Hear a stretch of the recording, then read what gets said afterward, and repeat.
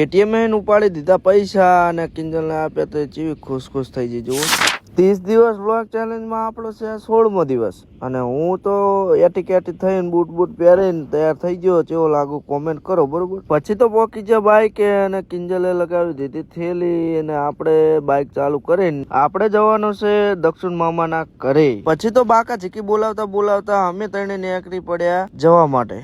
Finally રમણ ભમણ થતા અમે પોકી ગયા શંખેશ્વરની બજારમાં. પછી તો એટીએમ એને ઉપાડ્યા પૈસા અને કિંજલને પૈસા આલ્યા તે રાજી થઈ ગઈ. ઉપાડીને ખસકાઈ મિલી અમે બજારમાં, કારણ કે મહેમાન ગતિએ જવું તો તમારે કંઈક તો હંગાત લઈ જવું પડશે ને મારવાલા. પછી તો મિત્રો આપણે પોકી ગયા સીધા લોકેશન. આની ખુશી તો જોવા એવી હે ઓ ભાઈ. મિત્રો મહેમાન ગતિએ જઈએ અને ચા કે કોફી ના પીએ એવું બને નહીં, તો આપણે ચા તો પીતા નહીં એટલે પી લીધી કોફી. પછી તો મિત્રો આપણે કોફી પીને આવી ગયા દુકાને. આજ તો વારો આવી ગયો આપણે દુકાને બેસવાનો. હું તો બેઠો તો દુકાને ને એટલા જ વારમાં આવી ગયો ભાઈ કે હું 70 Pro Max લાવ્યો હતો. મને વ્લોગમાં લેજો ને મારવાલા. એમને વ્લોગમાં લઈને આપણે કરી લીધા રામ. પછી તો હું આવી ગયો ખાવા. પછી તો મોડા સુધી બેઠા ને હવે જવાનું છે ઘરે. ક્યાં મુસ્કરાહટ હે.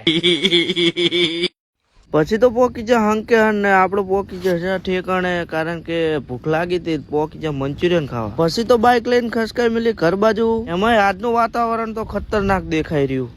પછી તો પોકી ગયા ઘરે અને મળી આવતા વ્લોગમાં જય માતાજી અને સપોર્ટ કરવાનું ભૂલતા નહીં. ફોલો ના કર્યો ને તો ફોલો કરી દેજો પેલા.